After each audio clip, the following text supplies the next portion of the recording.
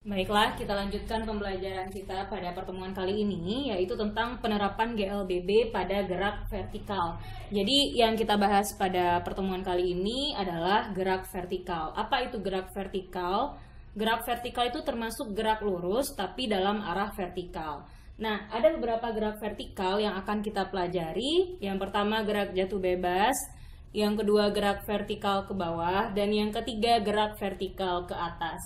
Nah, antara gerak jatuh bebas, gerak vertikal ke bawah, dan gerak vertikal ke atas itu sebenarnya menggunakan persamaan yang hampir sama. Jadi persamaan-persamaan dari gerak vertikal ini diturunkan dari GLBB, dari persamaan GLBB. Mungkin waktu di SMP kalian pernah ada gurunya bertanya, sebutkan contoh gerak lurus berubah beraturan.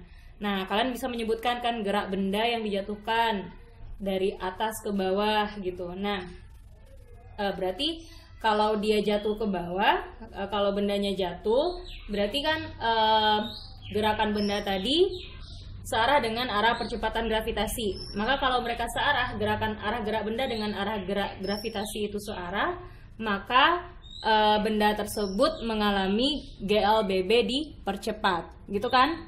Nah, oke. Untuk gerak jatuh bebas sendiri itu merupakan gerak benda ke bawah tanpa adanya kecepatan awal. Jadi yang namanya gerak jatuh bebas itu tidak ada kecepatan awalnya. Dia bergerak ke bawah tapi tidak ada kecepatan awalnya. Nah, maka kalau kita buatkan syarat untuk gerak jatuh bebas ini, kita bisa lihat kalau V0-nya sama dengan 0, kecepatan awal bendanya itu sama dengan 0. Nah, sehingga kita bisa merumuskan persamaan untuk gerak jatuh bebas. Untuk gerak jatuh bebas sendiri kita bisa mengambil persamaannya dari penerapan dari rumus atau dari persamaan GLBB yang sudah kita pelajari sebelumnya. Ingat, kita kan punya 3 buah persamaan GLBB ya. Ada yang kemarin kita belajarnya yang VT sama dengan V0 ditambah A dikali T. Nah, itu kan. Nah, kalau untuk gerak vertikal, percepatan A itu diganti dengan percepatan gravitasi. Karena yang mempengaruhi benda bergerak vertikal itu percepatannya adalah percepatan gravitasi. Nah, di sini kita tinggal ganti ini. Jadinya untuk gerak vertikal itu kan VT sama dengan V0 ditambah G dikali T.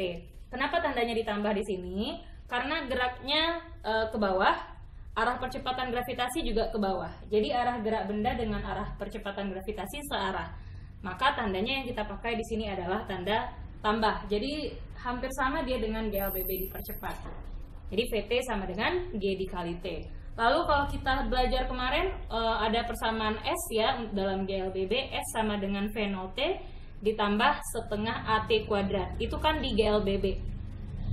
Sedangkan untuk gerak vertikal, S atau jarak kita ganti dengan ketinggian benda. Nah, ketinggian benda ini bukan diukur dari tanah ya, tapi diukur dari posisi awal sampai tempat yang ditentukan atau sampai ke titik yang ditentukan. Itu untuk menentukan H.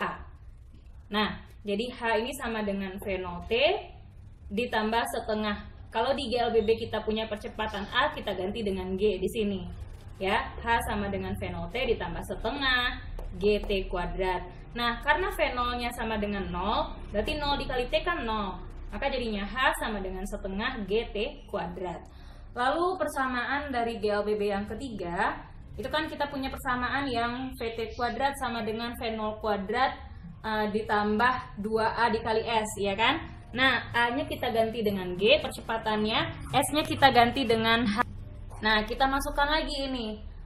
V0-nya kan sama dengan 0 tadi di syarat gerak jatuh bebas. Berarti VT kuadrat ditambah 0 kuadrat itu kan 0 ditambah 2GH. Berarti tinggal lagi VT kuadrat sama dengan 2 kali G kali H. Nah, berarti kan kalau ini kita cari lagi VT-nya saja, ini kan baru VT kuadrat. Berarti untuk VT-nya saja, VT sama dengan akar 2GH. Oke, nah itu untuk gerak jatuh bebas. Ingat ya, untuk H yang dipakai di sini adalah ketinggian benda dari titik awalnya, dari posisi awal benda tersebut sampai ke titik yang akan ditentukan berapa waktunya gitu. Nah, yang kedua, Yang kedua yaitu gerak vertikal ke bawah. Nah, untuk gerak vertikal ke bawah ini juga merupakan gerakan benda ke arah bawah. Nah, tapi di sini ada saya ulang ya. Untuk gerak vertikal ke bawah itu gerakan benda ke bawah dengan kecepatan awalnya. Jadi dia ada kecepatan awal di sini. Bedanya dengan gerak jatuh bebas. Kalau gerak jatuh bebas itu hanya bendanya jatuh sendiri gitu tanpa ada kecepatan awal. Contohnya buah yang jatuh dari pohonnya itu kan tidak ada kecepatan awalnya, buah tersebut jatuh sendiri. Nah, berarti itu contoh dari gerak jatuh bebas. Kalau gerak vertikal ke bawah, misal nih kita pegang sebuah benda ini sengaja kita lemparkan. Jadi kita lemparkan benda ini ke bawah dengan kecepatan awal. Nah, itu baru namanya gerak vertikal ke bawah. Ya, baru namanya gerak vertikal ke bawah. Nah, jadi untuk persamaan gerak vertikal ke bawah sebenarnya hampir sama dengan persamaan gerak jatuh bebas. Bedanya V0-nya tidak sama dengan 0. Jadi kita memakai konsep GLBB biasa. Ya, jadi VT sama dengan V0 ditambah G kali T. H sama dengan V0T ditambah setengah G dikali T kuadrat. Dan yang satu lagi persamaannya yaitu yang VT kuadrat sama dengan V0 kuadrat ditambah 2GH. Oke, sekali lagi saya tekankan, H-nya itu bukan diukur dari tanah ya, tapi diukurnya dari posisi awal benda tersebut sampai ke titik yang akan ditentukan. Oke. Nah, untuk gerak vertikal ke atas yaitu gerak benda ke atas dengan adanya kecepatan awal. Nah, artinya kecepatan awalnya tidak sama dengan 0 ya. Kecepatan awalnya tidak sama dengan 0. Jadi kalau kita buatkan persamaan gerak vertikal ke atas atau GVA-nya, kita bisa tentukan dengan persamaan GLBB diperlambat. Kenapa? Karena kan kalau gerak vertikal ke atas bendanya bergerak ke atas. Percepatan gravitasinya kan ke bawah, berarti antara arah gerak benda dengan percepatan gravitasinya kan berlawanan. Maka yang terjadi di sana adalah GLBB diperlambat. Maka yang dipakai di sini tandanya adalah tanda minus atau tanda kurang. Nah, jadi kalau kita buatkan persamaannya, kalau di GLBB itu percepatannya A, tapi kalau di gerak vertikal kan A kita ganti dengan G. Nah, kalau di GLBB S jarak itu dilambangkan dengan S, tapi kalau di gerak vertikal itu namanya H atau ketinggian suatu benda. Nah, jadi ada 3 persamaan juga, VT sama dengan V0 dikurang G dikali T, lalu H sama dengan V0T dikurang setengah GT kuadrat, lalu VT kuadrat sama dengan V0 kuadrat dikurang 2 kali G kali H. Oke. Itu untuk gerak vertikal ke atas. Namun saat benda itu bergerak ke atas, tidak selamanya benda itu bergeraknya ke atas terus. Ada saatnya benda tadi dia akan jatuh lagi ke bawah. Nah, jadi bendanya pasti akan jatuh lagi ke bawah setelah benda tersebut mencapai titik tertinggi ya. Setelah benda tersebut mencapai titik tertinggi atau mencapai ketinggian maksimum. Nah, maka kita juga harus tahu pada saat ketinggian maksimum ya, pada saat benda itu dilemparkan ke atas, sebelum benda itu jatuh ke bawah, dia mencapai titik tertinggi dulu.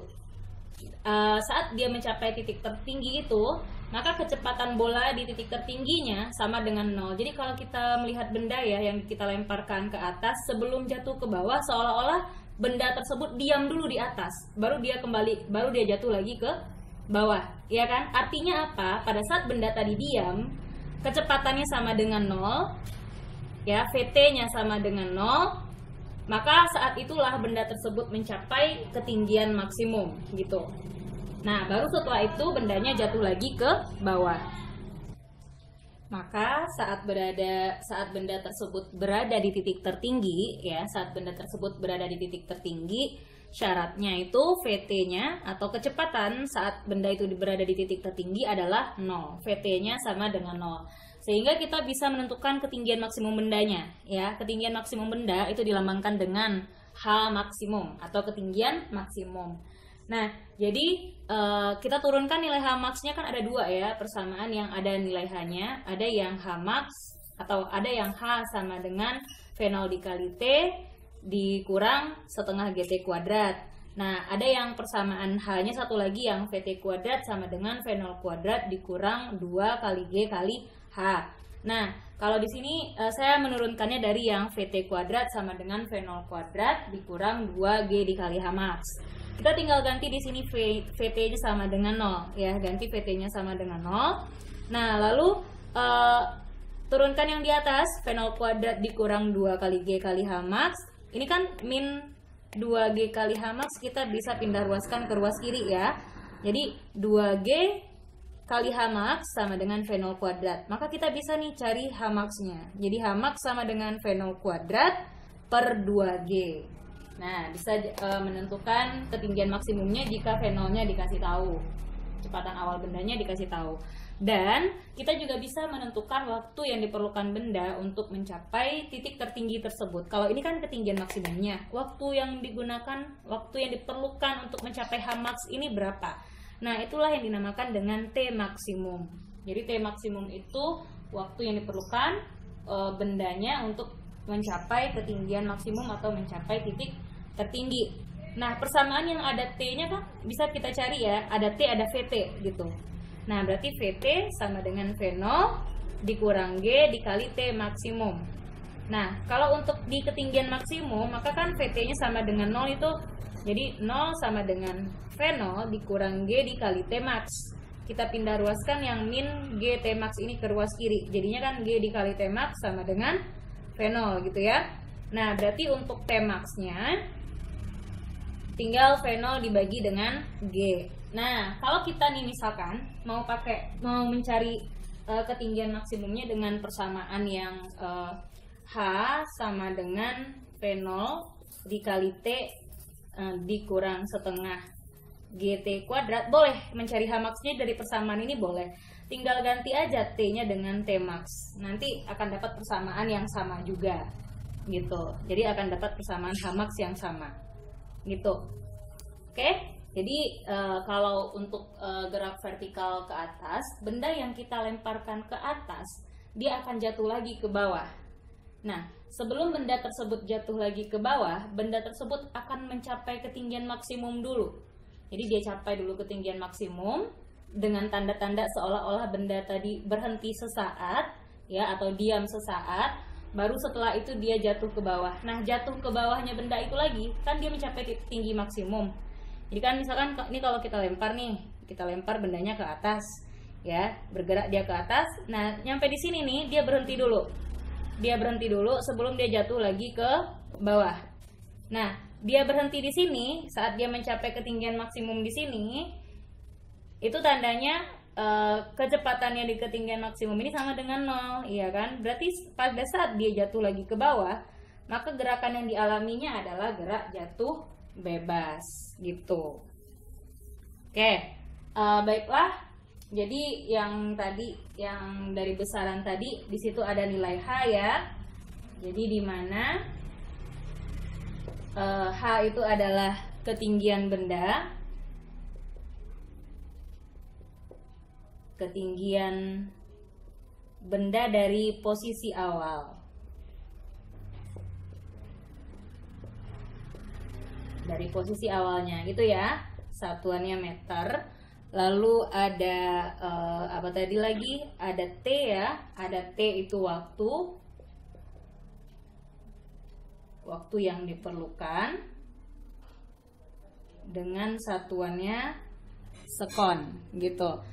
Oke, lalu ada H max dan ada T max. Jadi V0 itu kecepatan awal benda, VT itu kecepatan benda pada waktu tertentu, G itu percepatan gravitasi yang satuannya meter per sekon kuadrat, H max ketinggian maksimum benda, lalu ada T max. T max itu waktu yang diperlukan benda untuk mencapai ketinggian maksimum atau untuk mencapai titik tertinggi. Oke, baiklah, kita akan lihat contoh soalnya.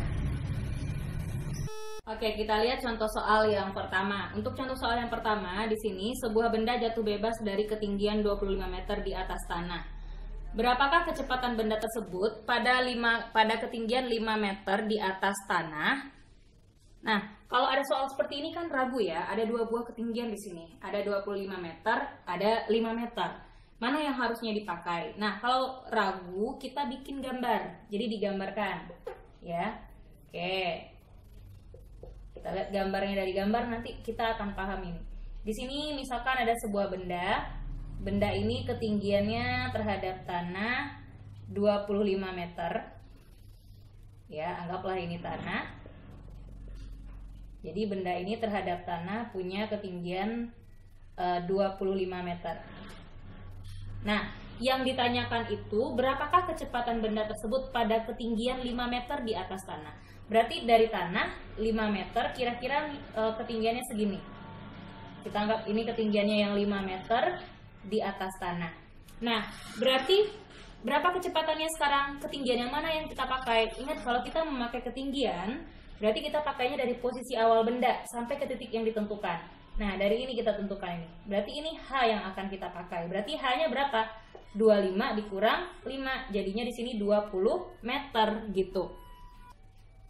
Nah, yang ditanyakannya kan kecepatannya. Berarti yang ditanyakan berapakah kecepatan benda itu, berapakah VT-nya saat H-nya yang 20 meter tadi. Gitu maksudnya. Jadi ketinggiannya bukan yang kita pakai, bukan 25, bukan yang 5. Gitu ya. Kita menghitung ketinggian itu dari posisi awal bendanya berada sampai ke titik yang ditentukan.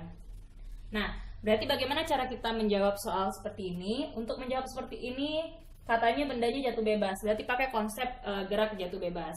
Konsep dari gerak jatuh bebas, V0-nya sama dengan 0 ya. V0-nya sama dengan 0. Berarti kan yang ditanyanya PT nih, ada H-nya. Mana yang punya persamaan VT dan ada nilai H-nya. Oke, berarti kan kita bisa pakai persamaan yang VT kuadrat sama dengan V0 kuadrat ditambah 2G kali H. Gitu kan? Nah, berarti di sini VT kuadrat sama dengan V0-nya sama dengan 0 ditambah 2 kali G kali H. Nah, berarti kan kita bisa pakai ini VT kuadrat sama dengan 2GH. Ya kan? Atau cara cepatnya pakai yang tadi, VT sama dengan akar 2GH. Kalau udah paham langsung bisa pakai itu langsung boleh. Tapi kalau tidak mau menghafal rumus yang banyak, ya masukkan aja dia ke konsep GLBB. GLBB dipercepat, ganti A dengan G, S dengan H, selesai. Kalau dia jatuh bebas, masukkan V0-nya sama dengan 0. Jadi kan nggak banyak kita mengingat rumus. Nah, berarti yang ditanyanya VT nih di sini. Berarti VT kuadrat sama dengan 2G-nya 10. Hanya yang kita pakai kan yang 20. Nah, berarti ini VT kuadratnya 20 kali 10 kali 20, 400 ya. Berarti VT-nya saja akar dari 400. Akar dari 400 yaitu 20 meter per sekon. Gitu caranya. Oke. Kalau mau pakai persamaan yang langsung gimana Bu? Kita kan tadi udah punya nih persamaannya VT sama dengan akar 2GH. Tinggal masukkan G dan H-nya berapa lalu diakarkan, ya nggak masalah juga. Nah, ini kan jadinya kan satu-satu menghafal rumus jadinya. Oke, kita lanjut soal yang kedua. Kita lihat soal yang kedua. Yang kedua, sebuah bola dilempar lurus ke atas dengan kecepatan 20 meter per sekon dari suatu gedung yang tingginya 60 meter. Berapakah waktu yang diperlukan bola sampai di tanah? Oke, berarti ini kita bikin diketahuinya dulu ya. Bikin dalam bentuk gambar lebih baik. Nah, kita gambarkan dulu. Ada sebuah gedung. Ya, sebuah gedung yang tingginya 60 meter. Nah, kita misalkan di sini, anggap ini ketinggian gedungnya adalah 60 meter nih. Nah, dari atas gedung itu dilemparkan bolanya lurus ke atas. Jadi dilemparkan bolanya lurus ke atas dengan kecepatan katanya 20 meter per sekon. 20 meter per sekon. Nah, setelah benda dilemparkan ke atas, pastinya benda tadi pasti akan jatuh ke bawah. Gitu kan? Bendanya pasti akan jatuh lagi ke bawah nih. Nah, yang ditanyakan di sini adalah berapa waktu yang diperlukan bola untuk sampai di tanah. Oke. Nah, berarti yang ditanyakan berapakah waktu yang diperlukan bola untuk sampai di tanah? Berapa T-nya? Nah, jadi di sini untuk memudahkan kita buat pemisalan, ya. Kita buat pemisalan. Misalkan di atas gedung ini titik A, tempat bola dilemparkan tadi itu titiknya titik A. Pada saat bolanya sampai di tanah, itu kita misalkan dengan titik B. Berarti yang ditanyakan adalah TAB-nya berapa? Ya kan? Waktu yang diperlukan dari ini sampai sini itu berapa waktunya? Itu maksudnya. Berarti ketinggian yang kita pakai yang mana? Nah, ini hanya ya. Oke, atau ada cara lain. Ada cara lain ini. Oke, kita selesaikan dulu yang cara yang pertama ini ya. Nanti kita lihat cara yang keduanya. Nah, coba perhatikan dulu yang ini. Kalau mau pakai cara cepatnya seperti ini. Kita misalkan kalau kita mau cari T tapi hanya dikasih tahu, kita pakai persamaan yang mana? Kita pakai persamaan yang H sama dengan H sama dengan V0 dikali T dikurang setengah G T kuadrat, gitu kan? Nah, kan V0-nya ada nih, H-nya juga ada. Berarti kita masukkan lagi ke persamaan. Lalu apakah hanya 60 meter? Ya, hanya 60 meter, tapi ini kita misalkan ini dengan sumbu X, dengan sumbu koordinat X dan Y gitu. Kalau ini sumbu X, ini sumbu Y, ya, ini sumbu X. Oke, kalau kita tarik garis mendatar dari sini, maka titik pelemparannya kan berada di bawah, ya kan? Posisi akhirnya kan di bawah sumbu X. Nah, atau pada sumbu Y yang nilainya negatif ke arah sumbu Y yang negatif. Makanya hanya di sini 60, tapi kita sisip tanda minus, gitu cara gampangnya. Nah, berarti di sini V0-nya kita masukkan 20, T-nya yang dicari dikurang setengah, G-nya 10, T-nya ditanya lagi. Jadi kalau titik akhirnya berada di bawah titik pelemparan, ini kan titik pelemparan. Titik akhirnya berada di bawah titik pelemparan, berarti ketinggiannya bernilai minus. Gitu aja cara ngingatnya. Nah, berarti di sini 60 sama dengan 20 dikali T. Ini kan ada yang bisa disederhanakan ini. 2 dengan 10. Berarti di sini 5. Berarti 5T kuadrat. 5T kuadrat. Oke, sama-sama kita pindah ruaskan ke ruas kiri semuanya. Ya, berarti 5T kuadrat dikurang 20T dikurang 60 sama dengan 0, gitu kan? Nah, berarti kita sederhanakan dulu persamaannya nih. Sama-sama kita bagi 5. Berarti ini T kuadrat dikurang 4T dikurang 12 sama dengan 0. Oke, kita faktorkan. Nah, sekarang berapa pemfaktorannya kalau dikali hasilnya 12? Dikali hasilnya min 12, dijumlahkan hasilnya min 4. Nah, berarti faktornya kan min 6 dan 2 ya. Berarti di sini T kurang 6, T tambah 2 sama dengan 0. Berarti ini T-nya sama dengan 6 sekon, lalu T-nya sama dengan min 2 sekon. Nah, mana yang akan kita pakai, Bu? Yang akan dipakai adalah yang T yang bernilai positif. Jadi ini T-nya. Nah, itu cara yang pertama. Untuk cara yang kedua bagaimana? Oke, untuk cara yang kedua gini caranya. Perhatikan ya, saya nggak akan tulis lagi caranya untuk cara kedua. Nah, anggaplah misalkan titik ini titik tertinggi, titik C. Di sini titik C, itu merupakan titik tertinggi gitu. Nah, jadi kita cari dulu berapa waktu yang diperlukan oleh benda A untuk mencapai titik C atau mencapai titik tertinggi. Ya, nah setelah itu baru cari lagi waktu yang diperlukan untuk benda mencapai titik B dari titik C. Dari C ke B berapa waktu yang diperlukan. Nah, baru dijumlahkan ini TAC tambah TBC, itu yang namanya TAB. Itu cara yang kedua. Berarti dari C ke B, dari C ke B ini kan dia pakai gerak jatuh bebas. Carilah waktu dia jatuh bebasnya. Itu cara yang kedua. Kalau cara cepatnya seperti ini. Mau pilih yang mana itu terserah ya. Mau pilih cara yang pertama atau cara yang kedua sebenarnya tidak masalah. Oke, kita lanjut soal yang terakhir, soal yang ketiga. Oke, untuk contoh soal yang ketiga. Pada waktu bersamaan dua bola dilempar ke atas, masing-masing dengan kelajuan VA 10 meter per sekon, itu untuk bola A, dan VB 20 meter per sekon, itu untuk bola B. Tentukanlah jarak kedua bola saat bola A mencapai titik tertinggi. Nah, yang ditanyakan di sini berapakah jarak kedua bola, tapi saat bola A-nya mencapai titik tertinggi. Berarti yang jadi titik acuan kita adalah bola A. Oke, berarti kalau kita mau bikin gambarnya boleh, silakan digambarkan, ya, silakan digambarkan. Nah, kita gambarkan dulu ini. Kita gambarkan dulu, misalkan di sini ada sebuah bola A.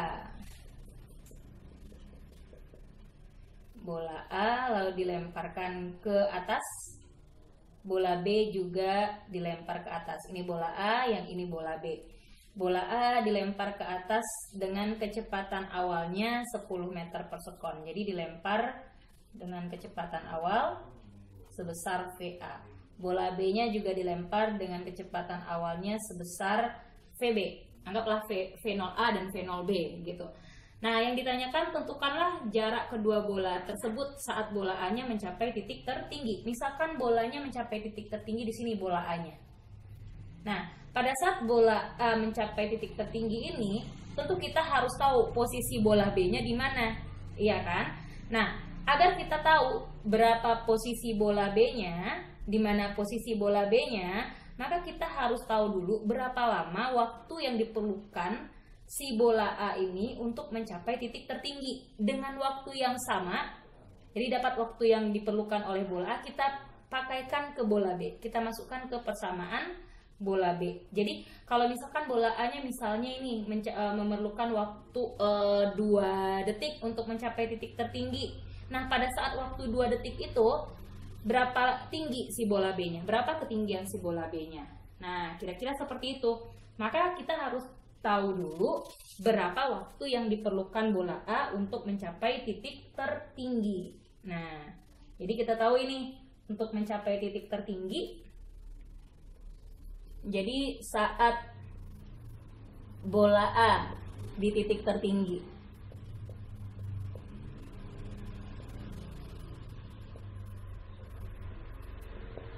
oke, saat bola A mencapai titik tertinggi. Nah, berarti kan VT-nya, VT bola A ini sama dengan 0, gitu kan? Kecepatan bola A di titik tertingginya sama dengan 0. Jadi VT dari bola A-nya sama dengan 0. Maka kita bisa cari dulu waktunya. Jadi maka waktu yang diperlukan.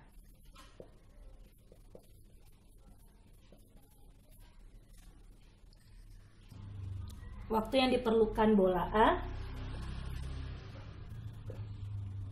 untuk mencapai titik tertinggi.